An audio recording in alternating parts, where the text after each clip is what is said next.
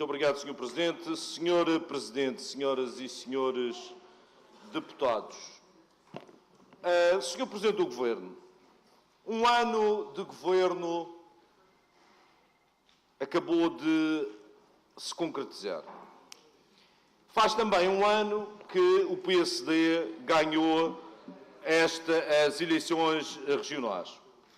Mas também, e em simultâneo e por consequência, faz também um ano de mais uma derrota clamorosa da oposição. Derrota essa que eu diria que traumatizou e ainda, de certa forma, traumatiza essa mesma oposição. E esse trauma e choque vai ao ponto dessa mesma oposição querer que um programa de governo construído e apresentado para 4 anos seja totalmente concluído em menos de um ano. O que se pressupõe, agora que parte desta oposição é apoiante do Governo da República, que as propostas do Governo da República sejam concretizadas o mais tardar até o fim de 2016. E não espero menos do que isso. E é uma oposição, que eu diria também, uma oposição desorientada, uma oposição que não tem liderança, uma oposição que não tem alternativa e que demonstra que a sua visão não alcança um espaço muito superior àquele do seu próprio umbigo. E é uma oposição que, após a vitória excêntrica nas eleições nacionais, em vez de representar a Madeira em Lisboa, prefere ser o representante de Lisboa na Madeira. Na senda, diria mesmo na senda dos maiores jogos de cintura que a história regional tem vindo a assistir. Entretém-se a inaugurar obras que não são suas, orgulham-se em apagar e deturpar a história, vangloriam-se para alcançar objetivos que não passam de desenvolvimentos normais, acotovelam-se, empurram-se e atropelam-se para serem protagonistas efêmeros de momentos fúteis, não se apercebendo do papel, digo, de desempenho. Mas, ainda ao que interessa, e conforme aquilo que tem vindo a ser anunciado e daquilo que tem sido dito por Vossa Excelência, este é um governo que, ao contrário do que a oposição tem vindo a falar, é um governo que tem feito muita coisa. E eu perguntava ao Sr. Presidente do Governo, em termos, e no cerne deste debate, em termos do desenvolvimento e do apoio às empresas, quais são as medidas mais emblemáticas que têm sido concretizadas ao longo deste ano, de maneira a que esta oposição seja elucidada uma vez mais, mas mais importante do que elucidar a oposição é mostrar, de facto, à população aquilo que tem sido realmente feito. Muito obrigado. Muito obrigado, Sr. Presidente. Sr. Presidente, senhoras e senhores deputados, os senhores deputados sabem que a Irlanda, nos finais dos anos 70, vivia momentos de extrema e grave convulsão social.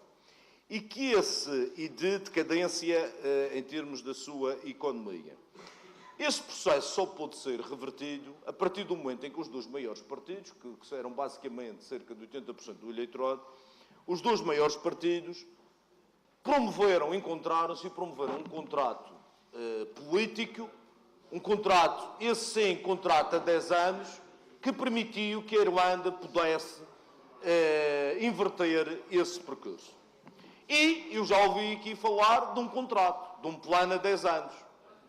Já ouvi, por parte do partido do CDS, uma intenção, até um desafio ao Presidente do Governo, que apresentasse um plano, mas um plano a 10 anos. Sr. Deputado, um plano a 10 anos é um plano que necessariamente ultrapassa até 2 legislaturas. Portanto, é um plano a médio prazo.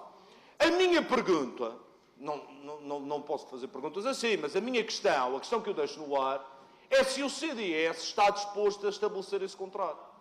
Porque os pronúncios, e quem diz o CDS, diz também o Partido Socialista e os outros partidos. Mas dirigindo-me especialmente a estes dois partidos, Porque os pronúncios para o estabelecimento desse contrato não são bons. Porque o CDS tem mantido ao longo deste ano um clima de guerrilha constante. Um discurso... Basta ver o artigo do Sr. Deputado Mário Pereira no último fim de semana.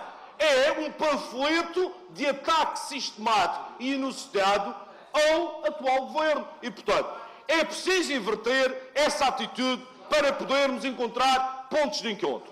No que diz respeito ao Partido Socialista, embora estejam agora neste encanto preparatório das eleições autárquicas, mas quando assistimos no último fim de semana ao ataque inusitado, despropositado, desbragado da senhora deputada Ana Gomes, eurodeputada do Partido Socialista, contra o Centro Internacional de Negócios, é um sinal de que o Partido Socialista ainda tem alguns elementos virais dentro do seu partido que encaram o Centro Internacional de Negócios como uma malfeitoria, como um antro de ladrões.